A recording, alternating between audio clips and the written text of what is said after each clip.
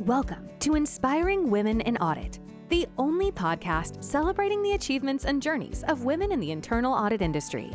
In each episode, we spotlight the extraordinary stories, insights, and expertise of these dynamic professionals. Our aim is to amplify their voices, inspiring a new generation of women auditors to share their knowledge, experiences, and unique perspectives. Remember to check our show notes for links to our social media channels and to subscribe to the Inspiring Women in Audit newsletter. This podcast is brought to you by I4 Global Results Limited, the audit communication experts dedicated to transforming your audit reporting and your audit results through communication, optimization, and collaboration. Now, let's dive into this episode of Inspiring Women in Audit. I'm excited to welcome Ureka Rangasamy to the Inspiring Women in Audit podcast. Ureka is a dynamic Chief Audit Executive with more than 2 decades of experience leading internal audit, technical assurance, engineering project oversight, governance, risk management, all in highly complex environments. She's known for her holistic, integrated approach to assurance, bringing together internal audit, risk, governance, and continuous improvement to strengthen organizational performance. Ureka has led multidisciplinary teams, including internal audit and forensic functions, and has been recognized with multiple awards, including Executive of the Year for her leadership. As a thought leader, she's presented at major industry conferences on innovative audit approaches, technical assurance, agile auditing, and the future of internal audit, establishing herself as a respected voice in our profession. Ureka brings a blend of technical depth, strategic thinking, and people-centric leadership, and I'm delighted to have her with us today. Ureka, welcome to the Inspiring Women in Audit podcast. Oh, thank you. Thank you so much, Tracy, and thank you for that very kind introduction. I'm really excited to be here, and I'm also very, very humbled and grateful for this opportunity. Thank you.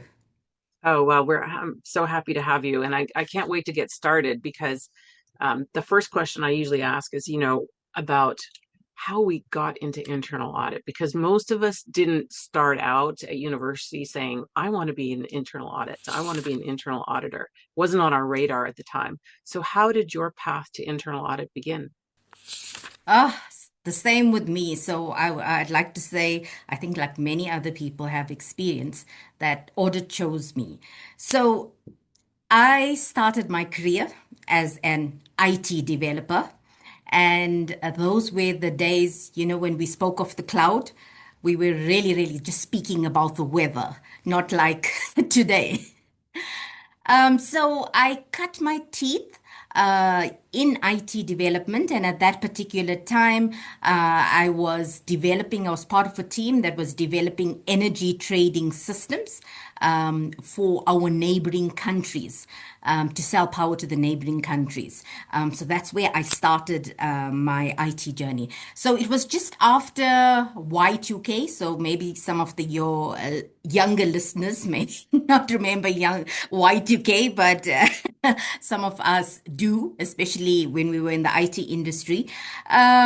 It was at this time, just after this time, that the internal audit department of our organization realized that for them to really, really make an impact with the IT auditing section and particularly an impact to their IT clients, they realized that they needed people with core IT skills that they could bring on board, that could bridge the gap and some of the resistance and difficulties that they were having with the client at that time.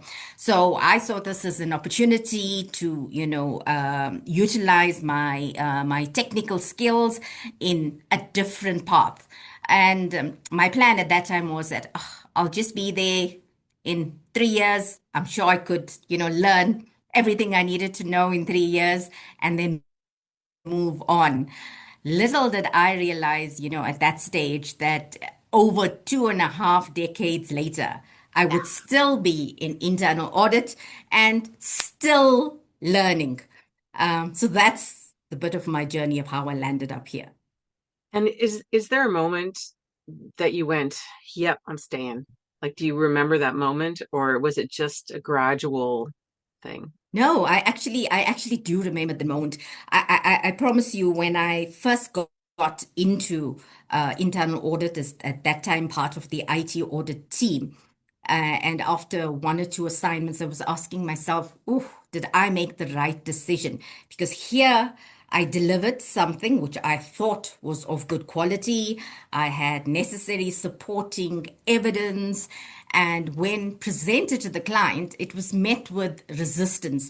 Very, very unlike my IT days when I presented a system or presented functionality, there was delight on the customer side. So then it took us to thinking to say, but if you look at it, it's about the approach. There wasn't anything wrong with those IT findings. I think it was a security audit at that time. Um, so my manager and I then looked at, and I'll talk a bit more about this as we go along and give some examples of what we had that time looked at as proactive assurance, where we started saying, how can we help the business earlier in the process? So because I had the IT skills, I was then placed in a team where there was a large systems development happening and where this implementation was being rolled out. So I was able to then advise before they moved to key states. So because I had the knowledge, I would look at, the test plans. I would look at migration. I would look at testing, advise in terms of the gaps so that the business could fix it and then before rollout. And what I found then at the end of this large project, which took almost 18 months, to roll out, that's when I said, I belong here because I felt that I had a purpose. I could still raise risks, I could raise issues, but I could still have a delighted customer, you know and that's when it dawned on us. It's all about the approach. It's still the work that you're doing, but the approach, the stakeholder management, and that's where I've been really, really passionate about since my IT audit days, and I've moved through other, sections and grown skills, but still very much adopting some of that approach. I love that. Wouldn't it be amazing if every auditor talked about their delighted customers, right? I still also have those ones that are not delighted. So it's a blend, but it's good to have some delighted. I think it's a great goal for us to have is delighted customers where the experience is good, the communication has been amazing, the reporting is spot on for what they need, and they actually get what they need to make that positive change in the organization. So I'm going to hold that and take that with me from our conversation. So as we go forward, I think it might be helpful for everyone to understand a little bit about the environment that you work in. So you work for Eskom, and it's one of the organizations that was most publicly examined during South Africa's state capture area. I'm wondering if you can just give us maybe a little bit of background about that so we have context as we go through our conversation. So, in terms of Eskom is a large organization. So, it's an electricity utility company, and compared to some other electricity utility companies, we have generation, distribution, and transmission in the business. And we've got over 44,000 employees. So there are a number of business processes. Coming back to your question around state capture. So what happened is that a judicial commission of inquiry into state capture was appointed by the South African government, and this was to investigate matters of public and national interest concerning allegations of what was termed state capture, fraud, and corruption. And this commission, based on the work that had to be undertaken, ran for 3.5 years. And this started in January 2018. So just to give you some background in terms of, the findings against Eskom. So the commission reported that state capture in the South African context, it evolved as a project by which, and this is important, by which a relatively small group of actors, that's how they refer to them, together with their network of collaborators, both inside and outside of the state, conspired systematically and criminally in defiance of the Constitution. And the objective was to redirect resources from the state for their own gain. So it was facilitated by a deliberate effort, as they have indicated, to exploit or to weaken key state institutions as well as public entities, and that's where Eskom fits in. And there were some other entities that were also impacted. So, to a large extent, the Commission reported that this occurred through strategic appointments and dismissals that they made starting right at a board level. And in the main, a reorganization of procurement processes. So procurement processes, as the report underlines, were undermined or rules were circumvented. So if I bring it closer to home in terms of Eskom, and I'm quoting directly from our integrated report, in 2022, our integrated report stated that Eskom suffered governance breaches, particularly related to these allegations of state capture. The Commission found that there were serious cases of fraud and corruption committed by former executives, former board members, suppliers, and other associates. And if we look at it, our most recent integrated report in 2025 has reflected, now that we've had time, has reflected that over time, these findings from state capture, they have actually eroded Eskom's reputation and relationship with key stakeholders, and actually undermined operational and financial sustainability. We are coming from a period where what we term as load shedding, where we were unable to provide for a large part of the year electricity on a consistent basis. But I must add, and I would like to end there, that in a short space of time, the organization has made a turnaround.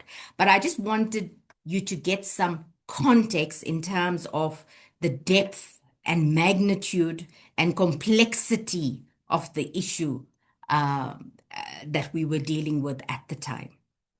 And it's interesting because I have clients in South Africa, and while we're doing the training and are having our meetings, we experience the load issues that were going on for that period of time.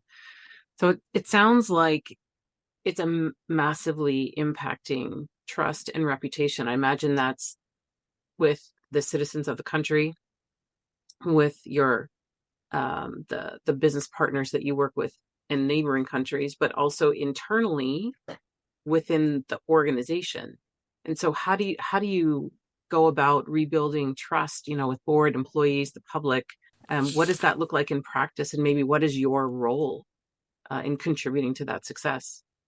Thanks, Tracy. It's a good question. I must say it wasn't easy, but I think before I can even talk about looking at other stakeholders, it's important to reflect and introspect on yourself. And so on yourself, I'm meaning us as an internal audit department. And the C.A.R.E. at that time really asked us to do a reflection exercise. So we actually went through some of these key matters, some of these, procurement issues, the gaps in governance, and asked ourselves, what could we as internal audit have done differently? And what improvements, should we be putting in place? And as I painted the picture, this went beyond just lapses in controls. So it was, lots of instances in terms of where it's collusion. But it just brought to light the whole, and I think that's a key learning for us, is this it very much made it real. this whole issue of professional skepticism. If we look back, yes, we did raise issues, but the question was, did we integrate those issues so that we could have given a holistic picture? Did we shout loud enough? But you're also talking of people maybe who didn't want to hear you at that point in time. So I think that was key to first say, and I'll talk as we go on in terms of some of the key lessons that we've embedded since then. But it was also so you knew where you stood. So that was critical for us. Then, in terms of looking at the board, it was important that we build up credibility. We were in a fortunate position at this stage. We had new leadership, both from an executive management perspective. We also had a new board really, really committed in terms of clean up and turnaround. And it was important for us to have an open conversation, particularly with the Audit and Risk Committee at that time, to understand, these were the governance failures. This is where we find ourselves. These are the improvements we're putting in place. And I think that open, honest, and courageous conversation provides the foundational platform to start building trust and credibility. It was also key for us in terms of the employees. So since then, we make sure that the audit staff sign pledges in terms of ethics and ethical conduct. We also then put in place a disclosure procedure. So if auditors now they feel comfortable in terms of a reporting line to escalate issues, even if we have to, go outside the organization. So that was a key learning lesson. And we also then, I think what was important in terms of building that trust and credibility, especially with the Audit and Risk Committee, was to ensure that we took key matters, procurement matters, that there were still issues with. And we demonstrated our ability that we do have depth and we have understanding of the organization. So it started to build up the credibility. We also worked with the external auditors, and they started actually utilizing, some of our reports as part of their risk assessments. So all of this, I think you've got to tackle it from a multiple piece approach and stakeholder approach. And then over time, you see that it starts to shift. And that's what, I have experienced. And I think especially some of the audit committee members that we've had is really competent people who understand internal auditing, and they gave us the necessary support, that we needed. And when you go, ultimately for us, it's about the public, as our final stakeholder. So it's about the impact of the work that we do. So as part of this, we actually collaborated with the commission itself in terms of sharing our reports, sharing our findings, giving them the necessary evidence, and they obviously built on that. So that also then starts helping to build confidence in the public.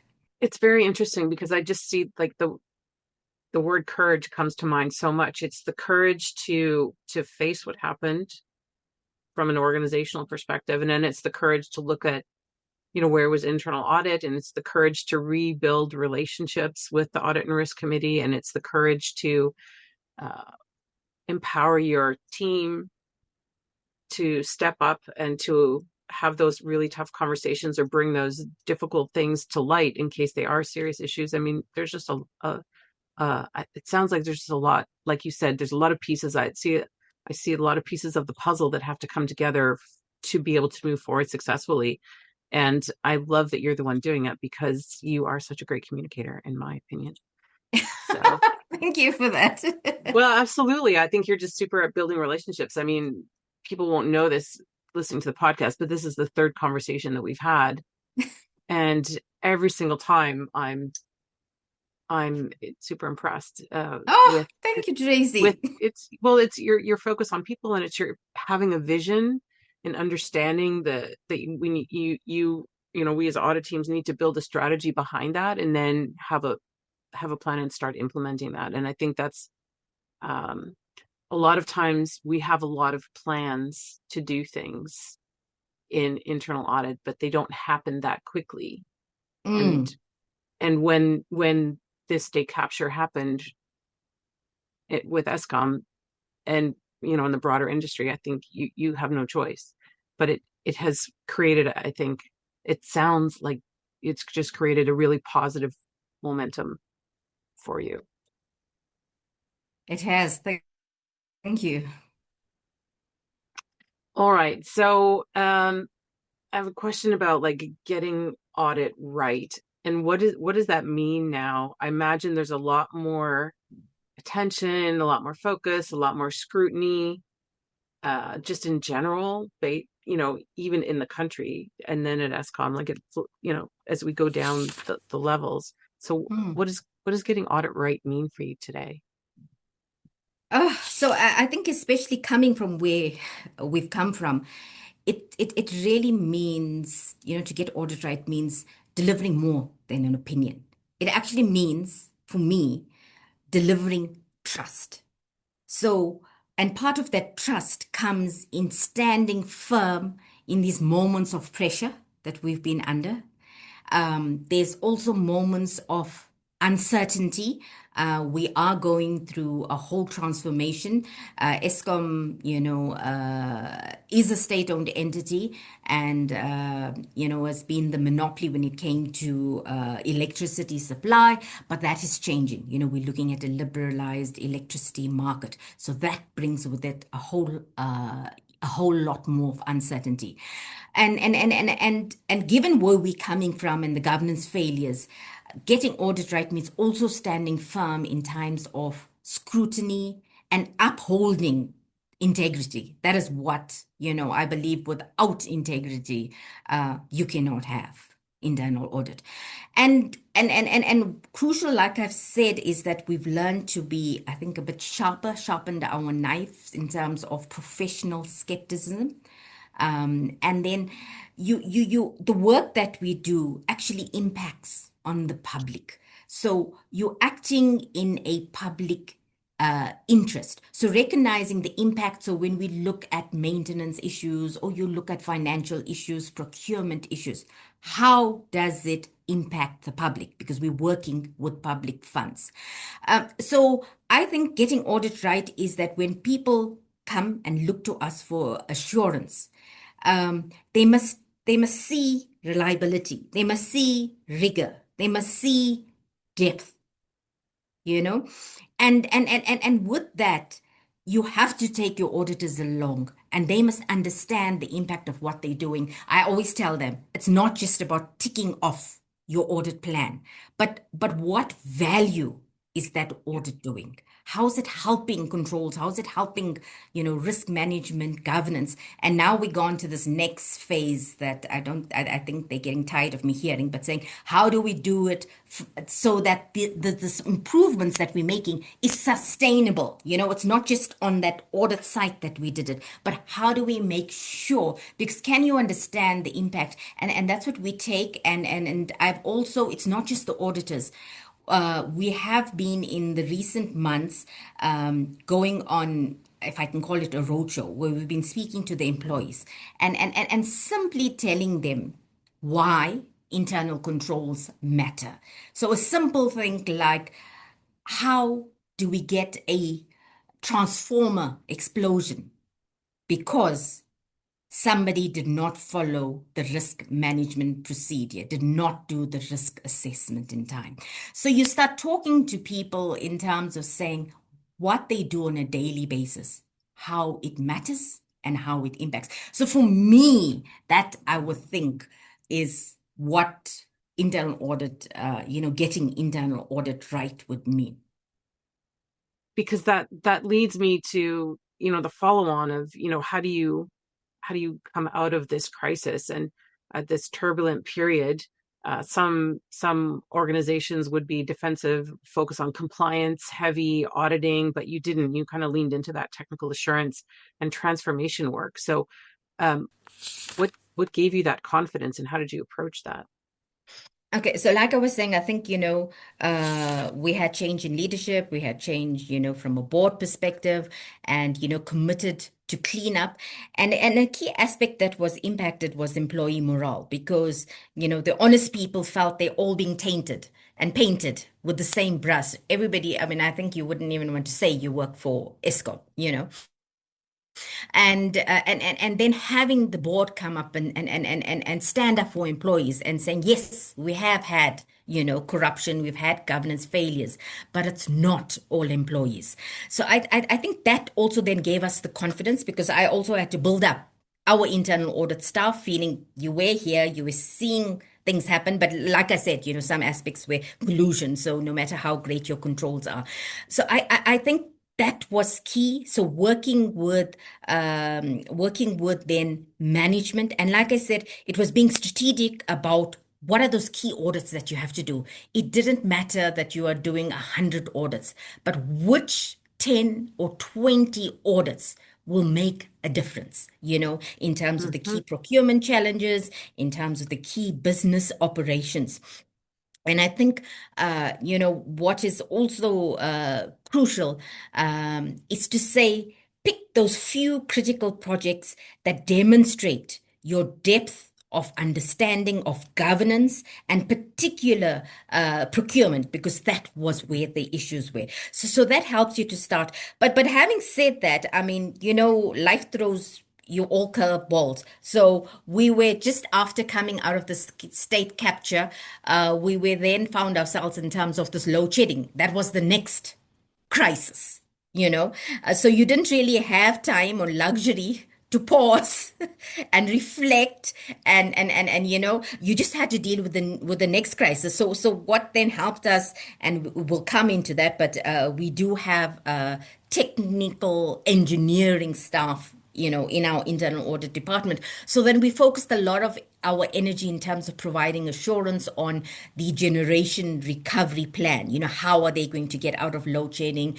giving assurance in terms of maintenance, etc. So I think by doing what matters, you are building confidence in the clients. And by building confidence in the clients, you're also building confidence in your staff that, they are doing impactful work again. So it's a matter, and I think like what you said, it's yes, we can do plans and plans, but we just need to start executing, and that's what I believe a lot in. It's sometimes the 80-20% principle, and maybe it's hard for those auditors that were born auditors. Everything needs to be perfect. But I think in my experience, I've learned that yes, as long as you are within the audit parameters, you comply to the standards, you are allowed some elements of flexibility where you are learning and but adding value. And there's some examples I think I'll also touch on just to give a bit more light on that. But I think it's you got to get there and do the work. So I think in a sense, the load shedding crisis actually helped us because we couldn't sit and mull. You had to then get on with the next task at hand.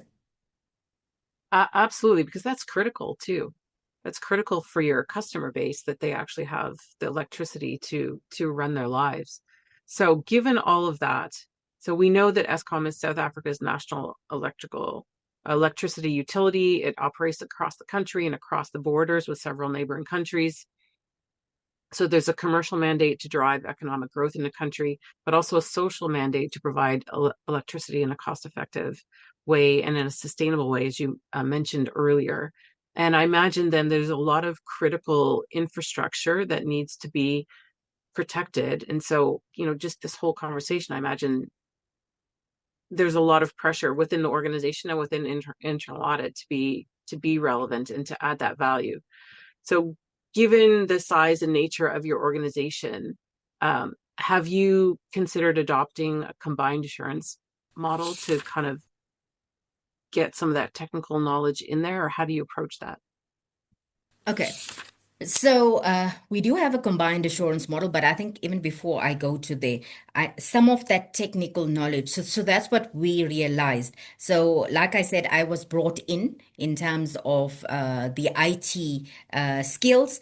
What also happened quite a number of years ago, was that the second line assurance in terms of technical assurance was then brought into the internal audit department, so that they could, so that we, it to enhance their credibility, and also to then allow internal audit to provide assurance on more technical matters. So when I mean technical matters, it's actually, excuse me, the heart of our organization in terms of the power systems, your transmission and distribution lines. So in our department, we have your traditional operational auditors, your financial auditors, your IT auditors, and then we also have what we call in our terms technical auditors. So these are professional engineers. And we also have people that have, forensic expertise. So we have a very, very multidisciplined and multi-skilled audit team.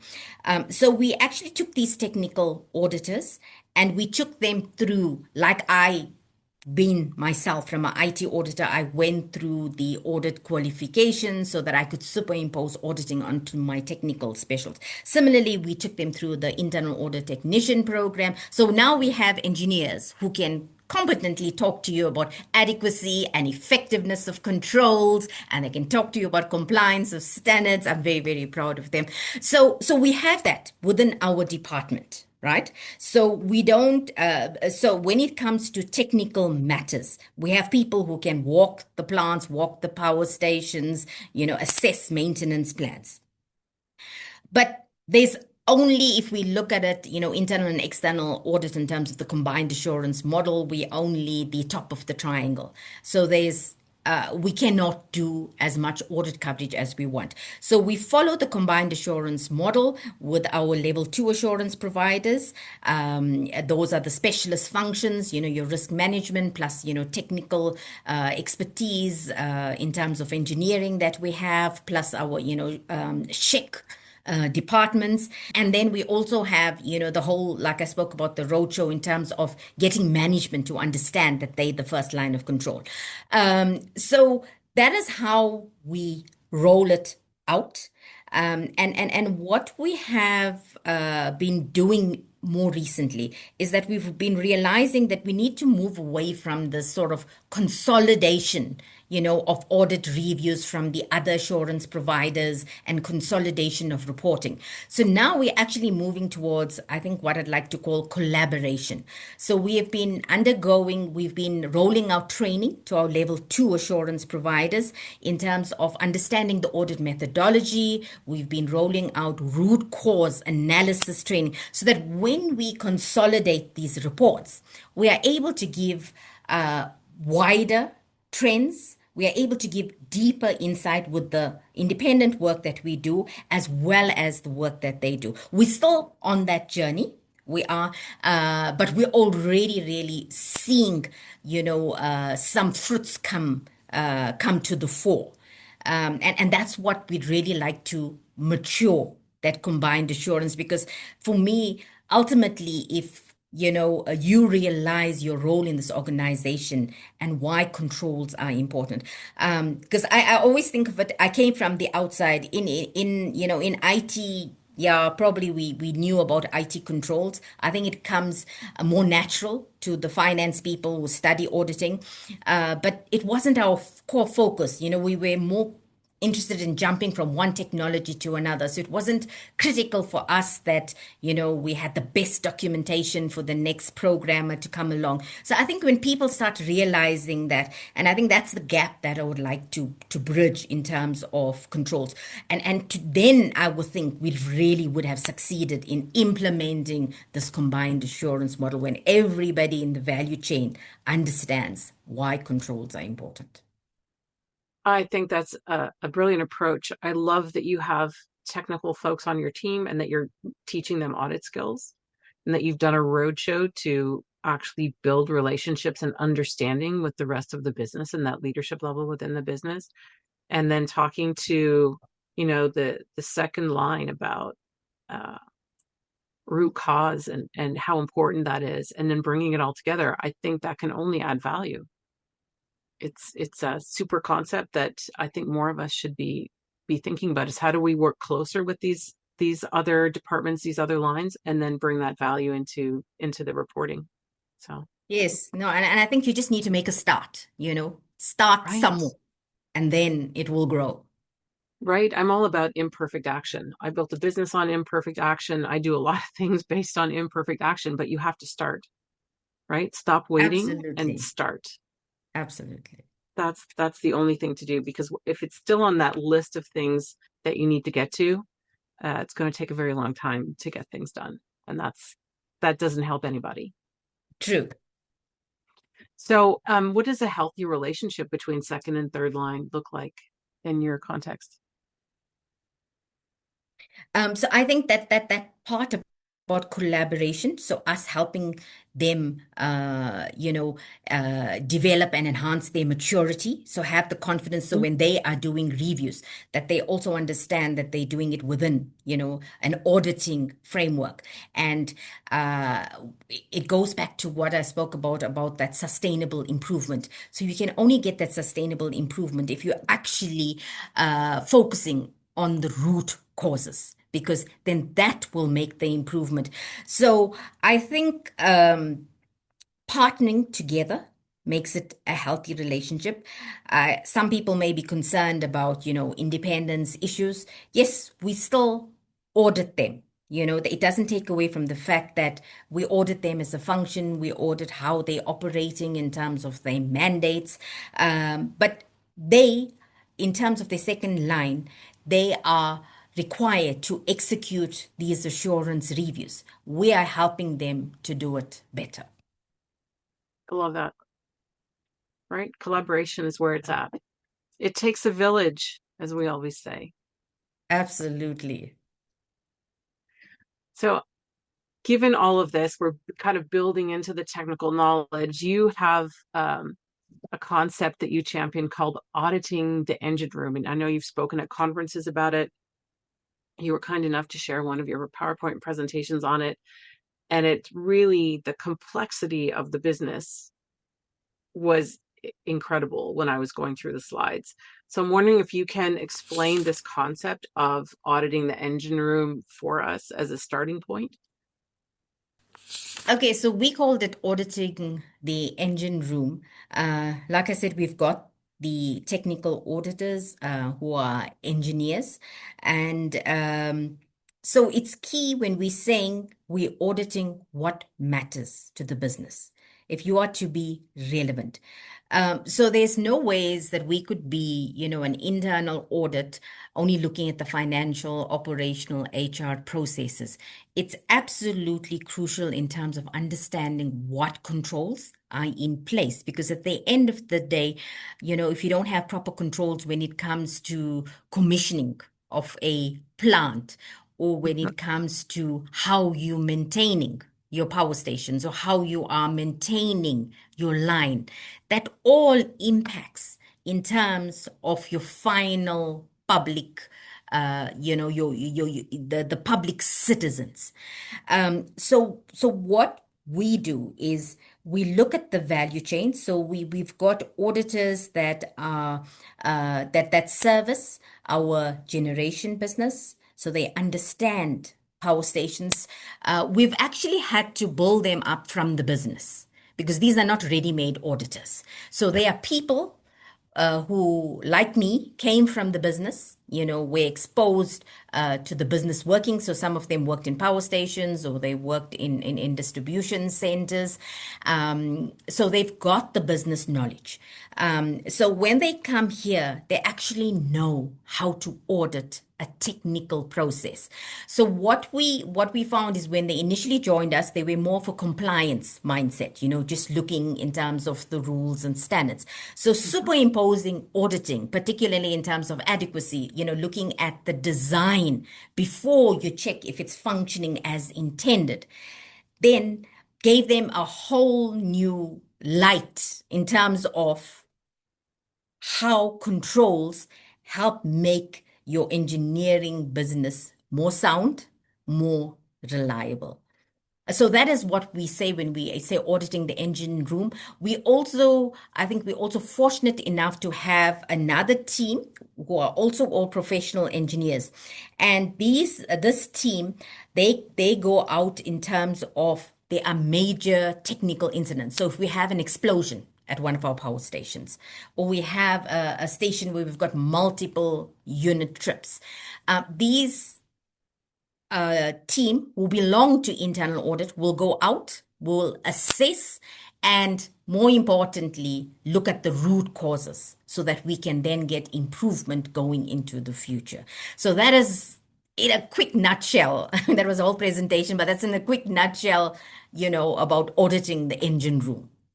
So is it really about, it's like knowing what's really important within your organization and then making sure you bring in technical experts from within the organization, add those audit skills around it, and then have them look at it? Because I imagine this kind of concept can work for every organization.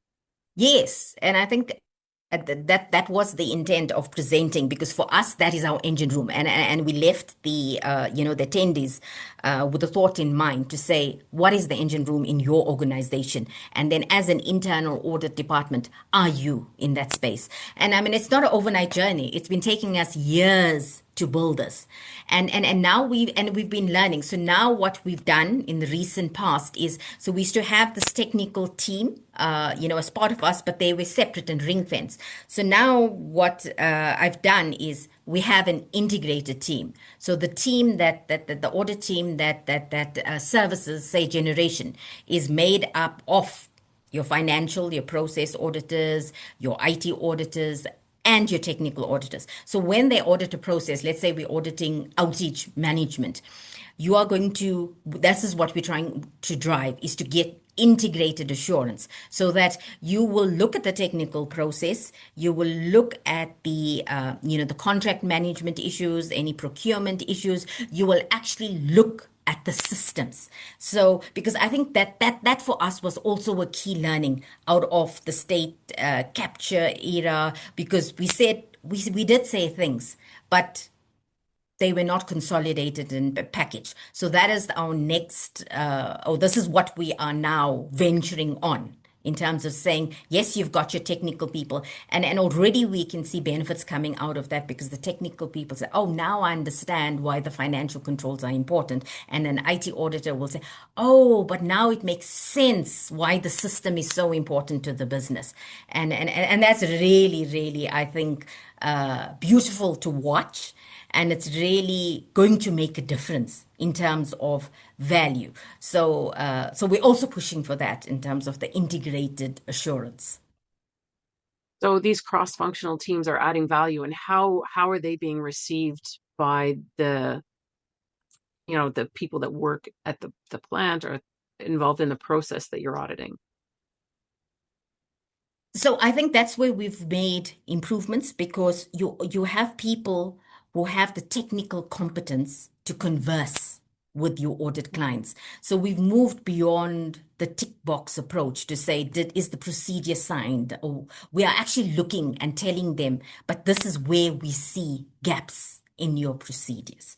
And then when we highlight this, and I think as part of my master's studies, it was underpinned in systems thinking, and it became so crucial how things are so integrated. So even if you're looking at a technical component, there are key financial considerations that you've got to take into account. So like you aptly put it, we have that dual mandate. And it becomes so much more important that when you're providing this integrated assurance, you help the clients remember they have a dual mandate.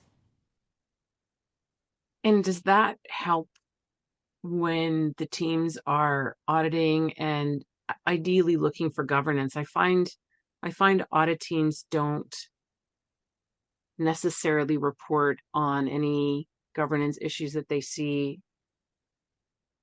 at the right level. Maybe I'm not sure if I'm saying that right, but there's definitely, I think, more that we can do as internal audit to talk about governance and to have those conversations, whether it's in an audit report or outside of the audit report.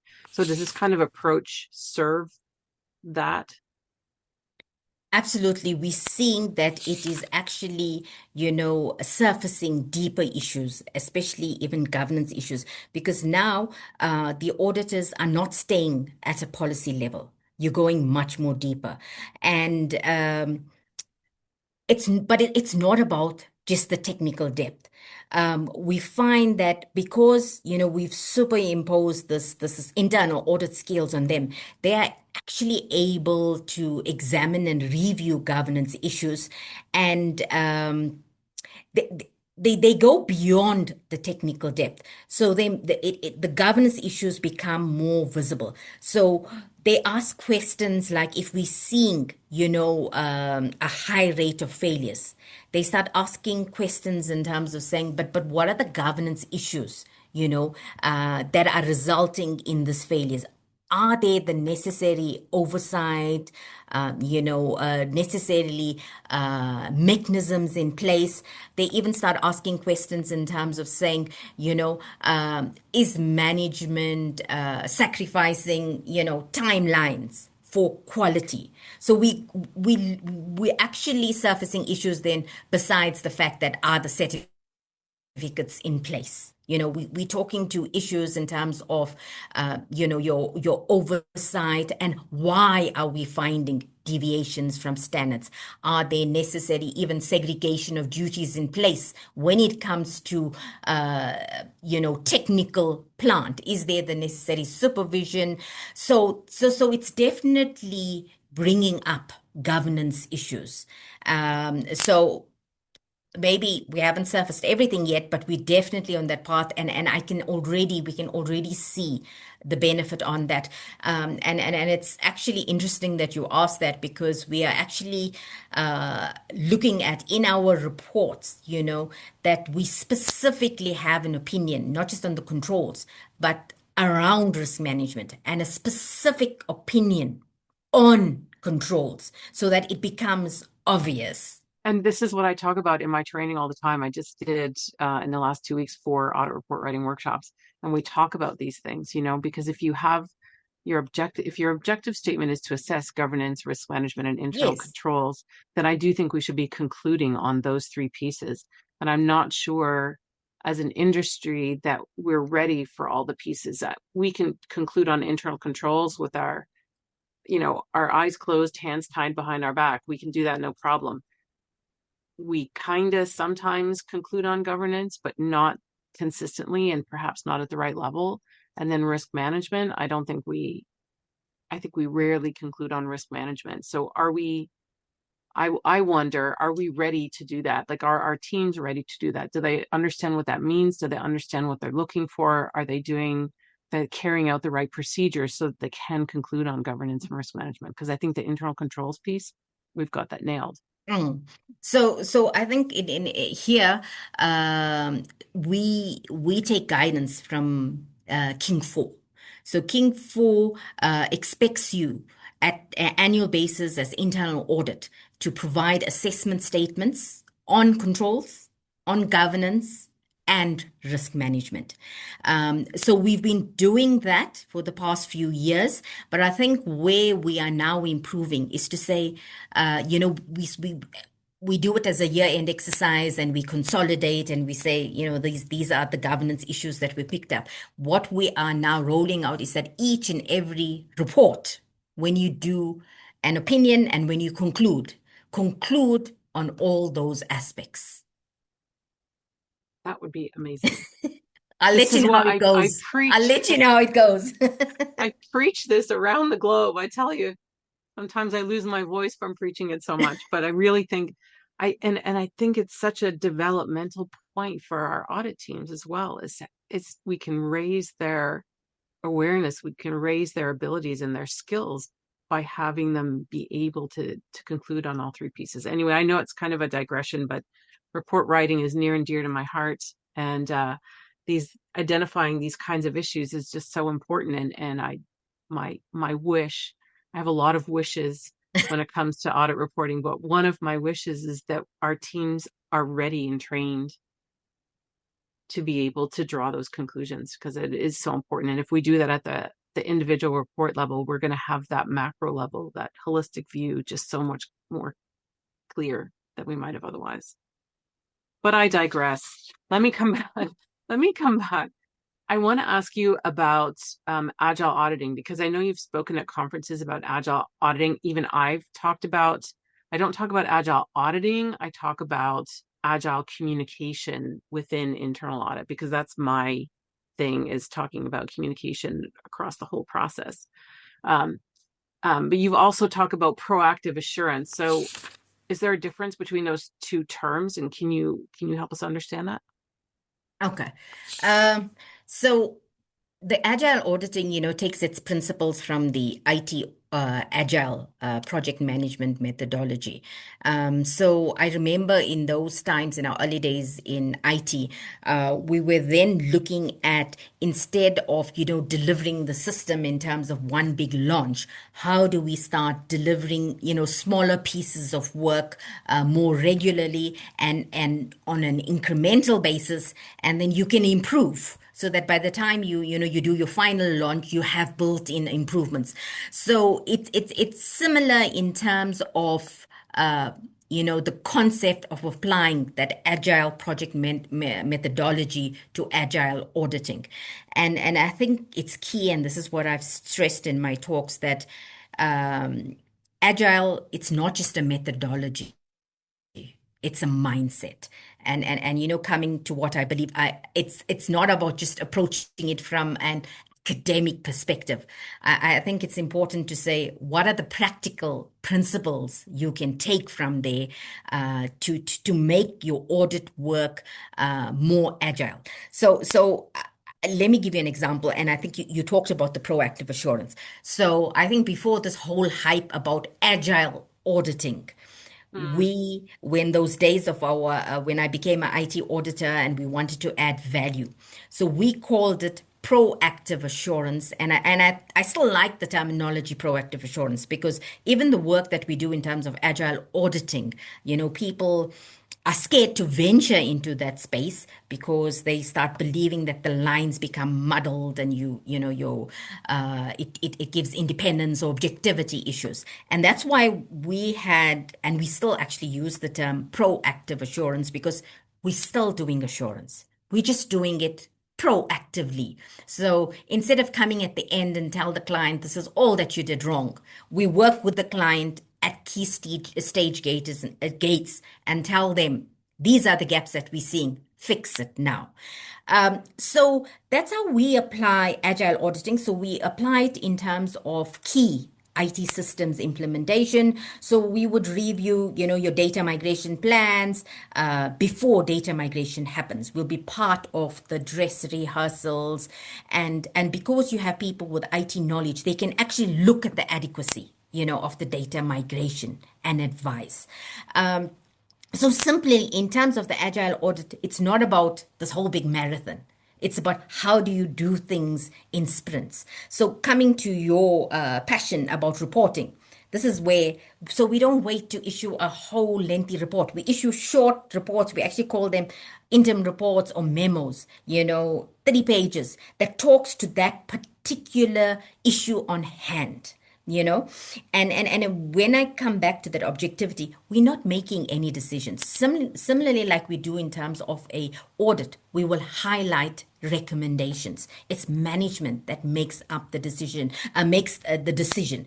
And what becomes important is that because you're doing it in an agile way, you're able to follow up, on the gaps that management identified. Have they taken actions? And you can actually, because it's like partnering with this team, where their mindset is to get the system implemented. But we don't only do it in systems. I'll talk about another example. But to get the system implemented and to get it on time. So you are coming as part of having a helicopter view. You're not impeding in them because you sit as part of some key project team. So you quickly have access to information, because I think other people also believe that you delay. You don't actually delay. I think you get stuff done faster. But your focus, again, is on the risk management, controls, and governance, which there isn't necessarily somebody on the team that's looking at it from that perspective. And like I said, marrying all of this together.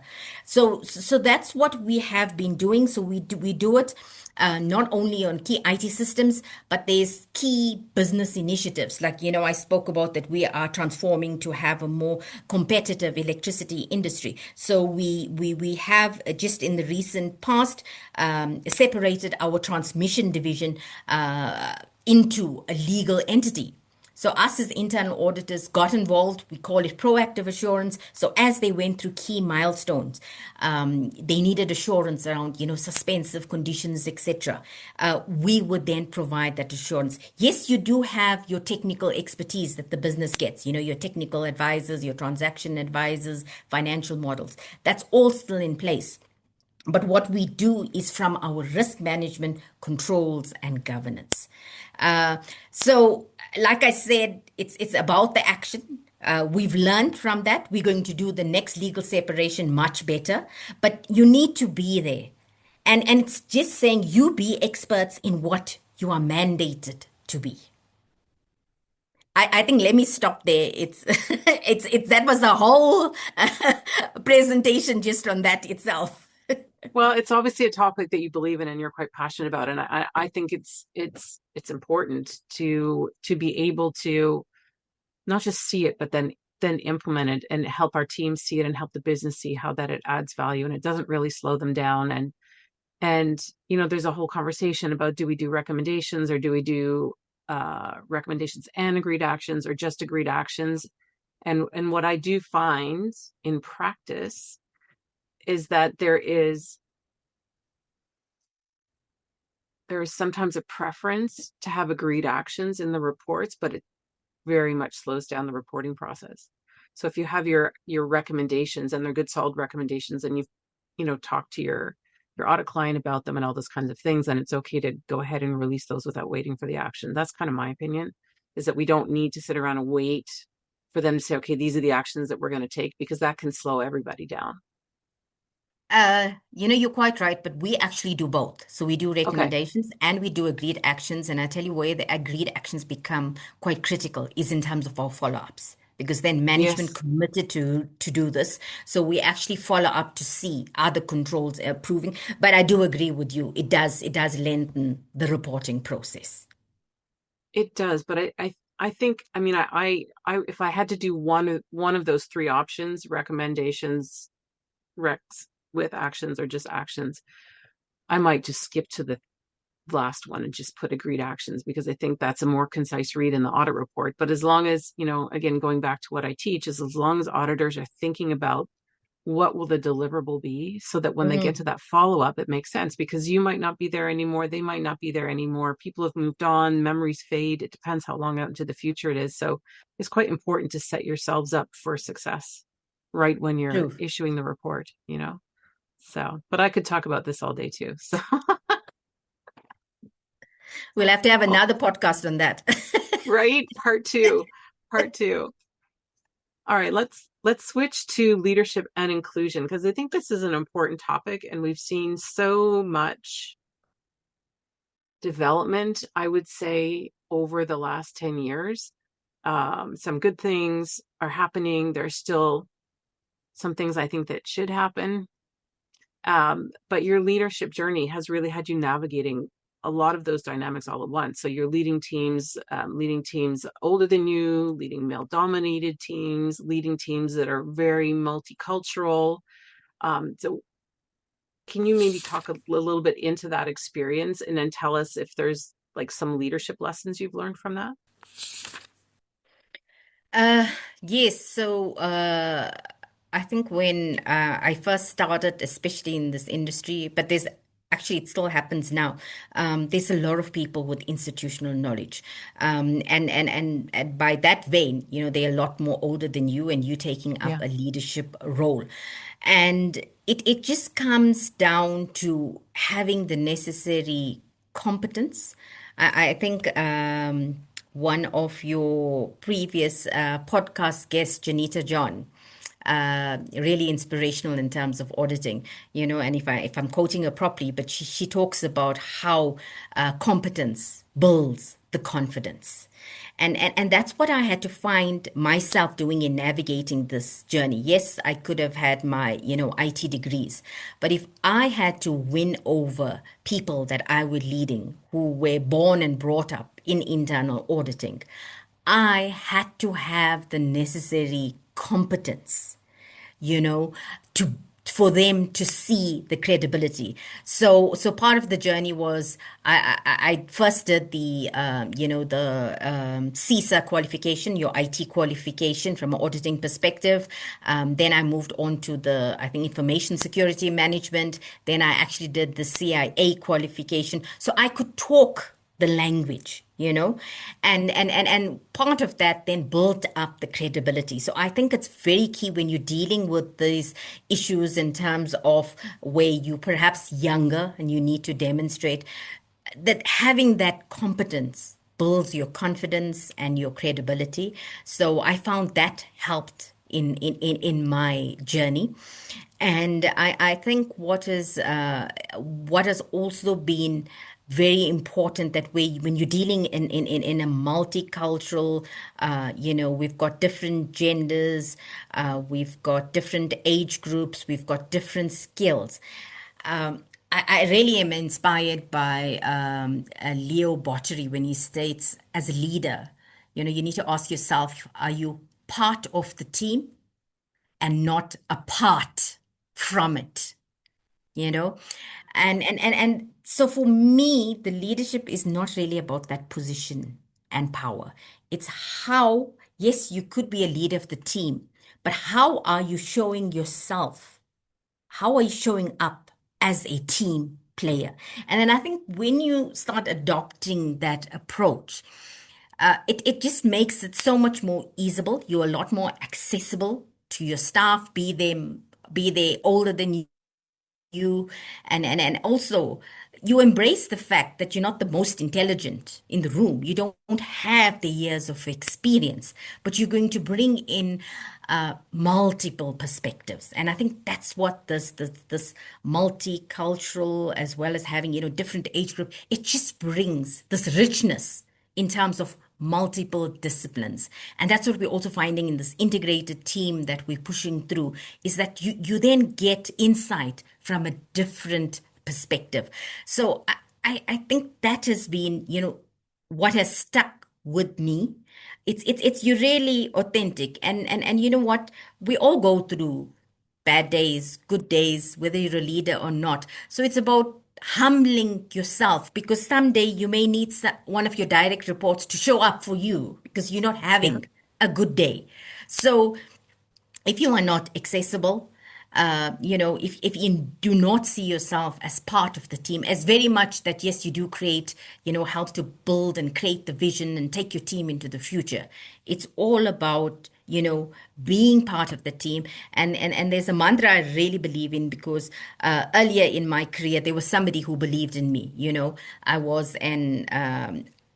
on the IT development. Oh, in university, you learned all these fantastic things that, you get a business requirement spec, and from there you develop. I mean, we were given a contract, a legal contract between two countries, and say, go build a system, So you had somebody who believed in you, gave you the parameters. And that's what I really believe in terms of nurturing others. So I think those are the key leadership lessons that stick with me, and the leadership values by which I abide. That's amazing. And building on that, I'd like to slide into the women helping women theme, because, with this podcast, my objective is to amplify women's voices in the internal audit industry. I speak at a lot of audit conferences. You speak at a lot of audit conferences. And if I'm honest and open, I would say I do get disappointed sometimes that women are still in the minority of speakers, and sometimes women still aren't on the panel discussions. I can't understand why we don't have one woman in a panel discussion. That there isn't someone out there who can contribute to that panel discussion, right? So can I ask you, what responsibility do you feel that women leaders in internal audit have for each other or to each other? Oh, that's a lovely question, Tracy, and I think it's also twofold, you know. So first, the responsibility I believe is that we have a responsibility to help each other grow and a responsibility to support each other. And I think it actually, you're living this in terms of the work that you are doing. It's really fantastic. You're actually trying to get, or you are getting women's voices heard out there. So that's key to me in terms of and when we have a responsibility, when I say we have a responsibility to help each other grow, I go back to that whole thing about helping others in terms of building their confidence and their competencies. So in terms of here, we help, well, it's not only women, but we really punt further studies so that, be it your master's or doctorate, to further your studies, to further your competency. So you can have the necessary confidence, in terms of building up your credibility.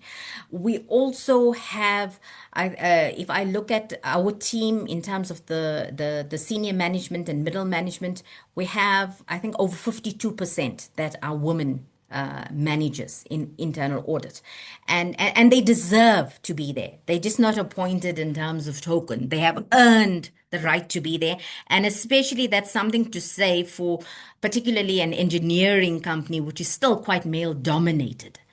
So you have these women leading teams of males talking to audit clients and executives that are male, and they've earned their position. So for me, it's about creating that opportunity and helping them in a safe environment to grow. I think sometimes we're not kind to each other as women, and we don't necessarily create that safety and that support that you need. And I was lucky during my leadership journey. I had women and even some men that actually mentored and allowed me that opportunity to be creative, but was there to guide and to provide the necessary guardrails. And I think that's what is so crucial, for us to help other women.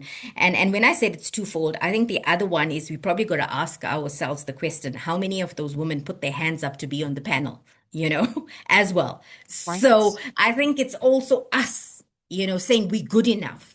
We deserve to be here. That's you're so right, and I think that's what I saw, and I've talked about this before. But when I started this podcast, part of the reason was because when I was co-hosting the audit room, and it was a live show on a Tuesday, 30 minutes. We had an audience, you could ask questions, but we always had a guest, and it was such a challenge to get women to put their hand up. Even when I go to them, I was actively searching on LinkedIn to find women in our industry who I felt like had something Mm, they could offer in a 30-minute call like this. And then I would reach out to them, and I often uh was like, "Oh, that's a great idea. Come back to me in 6 months," or and of yes. course things don't happen in 6 months. So um yeah, the whole mission behind this is to just provide that platform and that safe space for women to come on and talk about their experiences and their expertise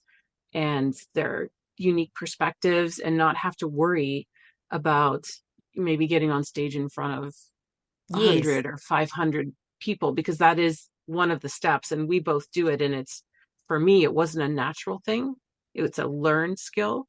And this, I hopefully create some opportunities for women to actually raise their hand. And I'm going to be putting up too, in the LinkedIn group we have now. I was talking with my team yesterday, we have 565 women in the Inspiring Women in Audit LinkedIn group, which I think Oh, lovely.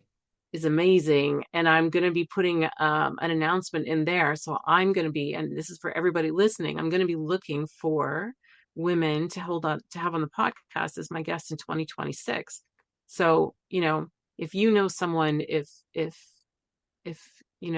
someone who listens knows someone, or if someone who's listening goes, Mm, I can do that because I have a message that I want to get out into the world, in our internal audit community, then I'm totally open to that, and that's what I think we need to keep doing. And this is just my way. And by you doing what you're doing and um, uh, promoting education and promoting learning new skills and promoting cross-functional teams and looking at the whole team's competencies and seeing who is ready for promotion next, I just think that's something we all need to keep doing.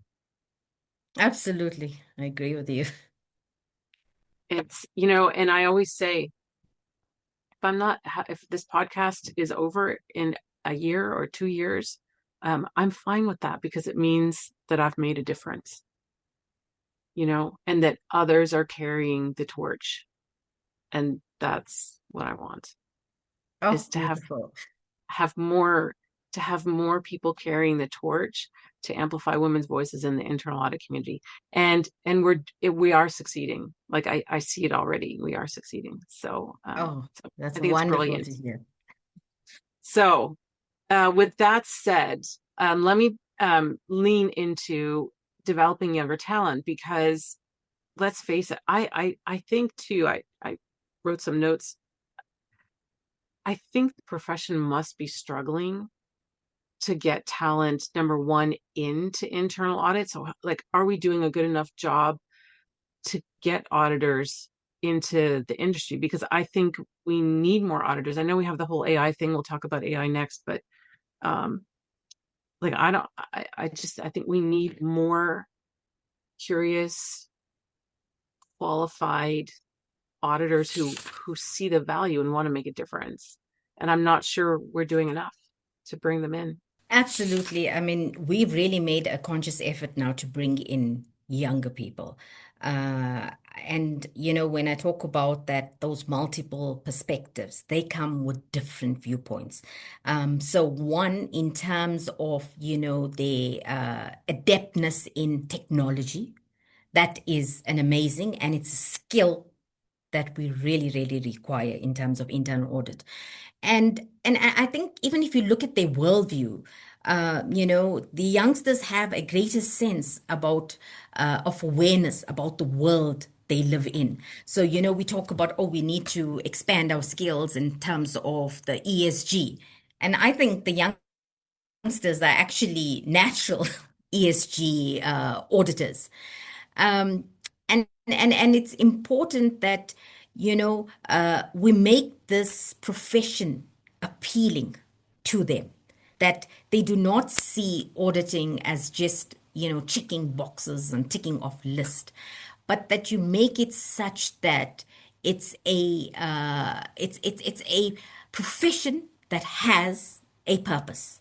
And that is what, when I speak to the young graduates that we've employed, it's actually making them realize the impact of the work that they're doing and putting them in this multifunctional teams. They can see it happen, firsthand. And I think if I had to give a message to the youngsters, in terms of entering the audit field, I would tell them that they must enter the audit world with care. Let me elaborate on that. So, when I mean care, come in, the C stands for curiosity, because I think it's your thirst for learning that's really going to drive and increase your competence and increase your credibility. The A for me is adaptability. You really need to be flexible. If you look at the world that we're living in, people call it the Barney world, where you need to have, where things are non-linear. And then the art for resilience. When they say you must have a thick skin, it really is about thick skin, because it's not, an easy environment. You meet resistance, you meet disputes from customers, but you take it in the spirit of learning, picking yourself up, and being better, showing up better the next day. And E for me comes down to ethical conduct. Without ethical conduct, there's no integrity. And for me, there's no relevance of internal audit. So just to summarize, I'd say the youngsters to enter the audit profession with care, curiosity, adaptability, resilience, and ethical conduct. I love that because I think there is so much opportunity in internal audit. I think that younger people entering the profession, they don't have to be an auditor for life. There's so many skills and things that they can learn. And in your kind of multi-functional environment, they can learn about the business from the technical experts that are now part of audit, kind of cross-training each other in a sense of new ways of thinking and in knowledge of the business, and then bring those new folks on the team up to a certain level, have them see so much of the business, and then send them out into the business. That's so true, and that's what we also punt. It's it doesn't mean that you have to be an auditor forever. So even whether it's the youngsters or even the older ones, it's actually encouraging when they join the business, because then we know we've got somebody who understands control and will be an ambassador for internal audit. So we encourage that, and that's really something we're also going to look at in terms of how you create this training ground in internal audit. Yeah, I think it's so true. And I always say once an auditor, always an auditor. So if you teach those skills and that awareness Yeah. of what audit can do and bring and help with and reduce risk in even just in everyday decisions, they're just the little things. I mean, it will make such a difference in our organizations. So No, absolutely. So we actually even encourage, secondments from the business into auditing, because then we say we will yeah, send you out a better plant manager or a better engineering manager. yeah, I love that. I love that. So speaking of talent, we have AI on the scene now. There are a lot of folks out there that are afraid AI is going to take an auditor's job. I don't believe that's the case. My personal belief is that AI is going to free auditors to focus on more important things, using their critical thinking skills, drawing conclusions, looking at governance and risk management, all those different kinds of things, adding insight. And I hope one day we get to adding foresight. What do you think about AI and how that fits into internal audit? Okay, so I come from a technology background, so I am Right? biased. But absolutely. I think it's going to fundamentally shift and transform our audit world. And like you, I don't believe it's going to replace auditors, but it's probably going to replace those auditors that are not ready to embrace AI. And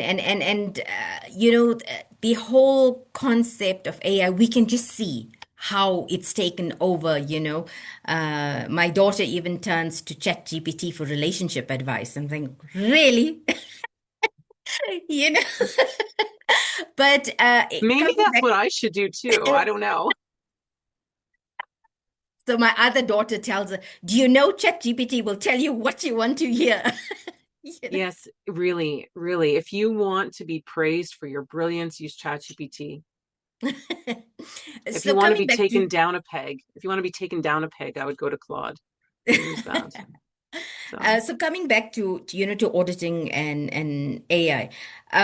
So it's going to help with the efficiency so that it could leave auditors to really, focus on what matters, on the strategic issues. And that's from a technology hat. I think if I apply the audit hat, you also got to make sure there's the necessary safeguards and governance and ethical considerations, regulatory considerations, security aspects. But like I say, it must not stop you. You must ensure there's controls in place, but it should not stop you from doing a better job. And you still have to have the human quality perspective to ensure that you are, validating the input.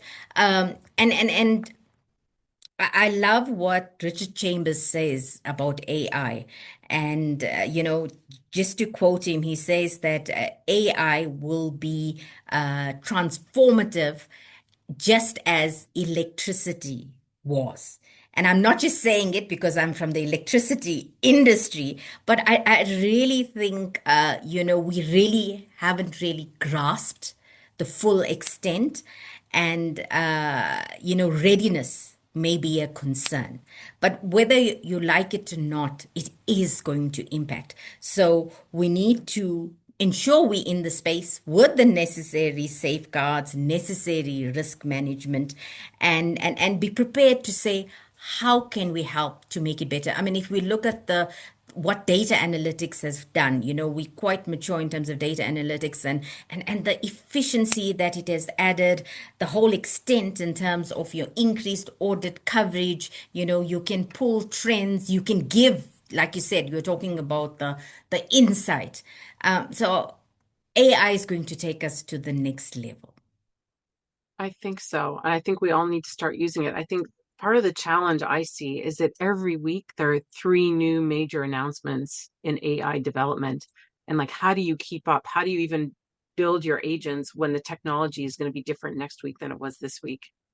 So how do we keep up and follow along or follow hand in hand, whichever it is, and then also on the other side learn how to audit AI, because if our organizations Yes. adopt AI, that's another side of the coin, right? And how do we get our teams ready for that again when AI is changing so much?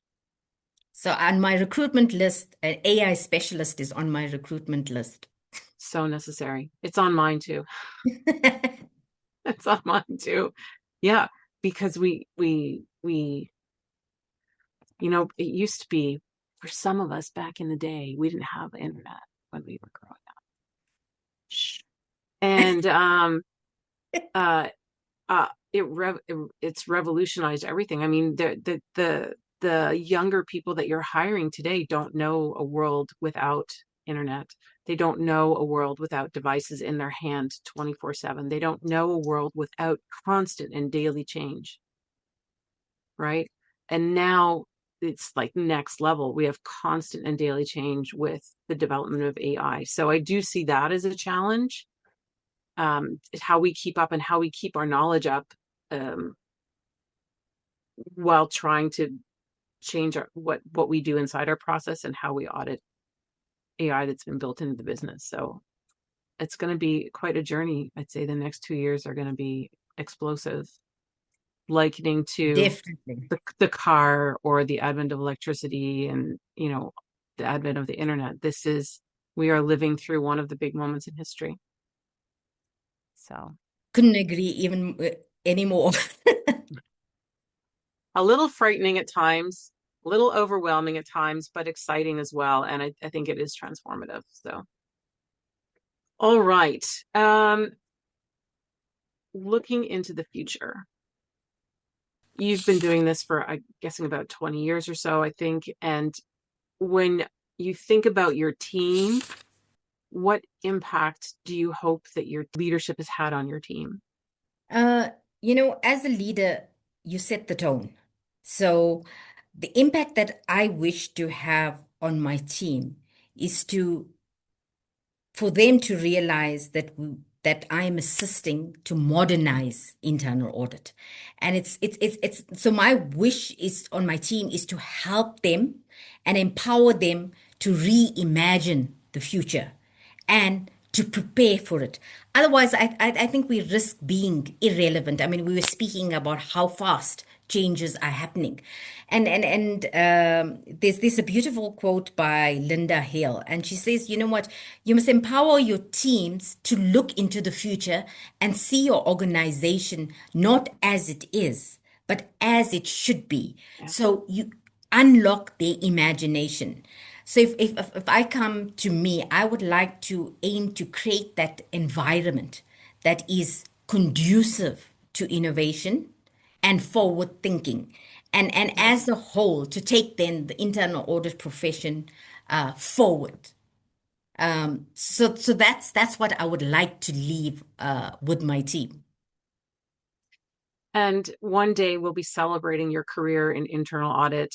What do you hope people will say your impact has been?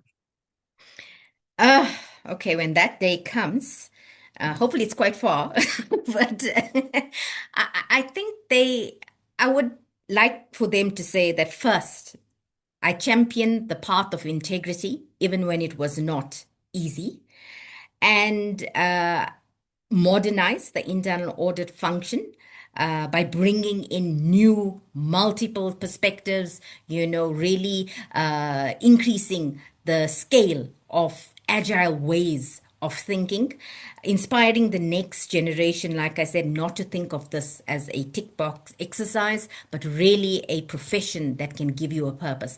But I think fundamental that I would like to leave as a legacy is that I hope the people will say that I changed the way internal audit is felt and experienced, not just how it was conducted. So let me just expand. So it would be more about creating a shift from a compliance focus to a trusted partner. So we are seen at times to be the necessary nuisance. I want them to see us as the needed next level assurance. So auditing for me is about relationships just as much as it's about the risks. So Mm-hmm. I want to create a culture of collaboration with other stakeholders towards better controls. And in doing this, you get better outcomes. And hopefully, we can make, we can improve the lives of citizens in doing that. That I would say would be my legacy. Beautifully said. Oh, And with thank you. that, I want to thank you for being here on the podcast with me. It's been my absolute pleasure to have you. And I look forward to what the future will bring.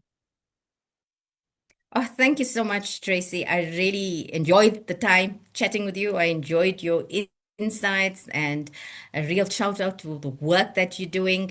And I also want to just say thank you to Ruth Doreen for introducing Yes. us. It's really been phenomenal. So I wish you even greater success in the future. Thank you. And you too. Thank you so much. Bye. Hi, everyone. Thank you for joining us on this episode of the Inspiring Women in Audit podcast. We'd love for you to stay part of our growing community, so subscribe wherever you're listening. If you're enjoying our content on platforms like iTunes or Spotify, a quick 5-star rating from you would mean the world to us. It's a small action that supports our mission immensely. Don't forget to explore the show notes for various links and join our vibrant community on all our social media platforms. Your interaction and support play a crucial role in amplifying the voices of inspiring women in audit and spreading their inspiring stories even further. Thank you for being a part of our journey, and we'll catch you in the next episode of the Inspiring Women in Audit podcast.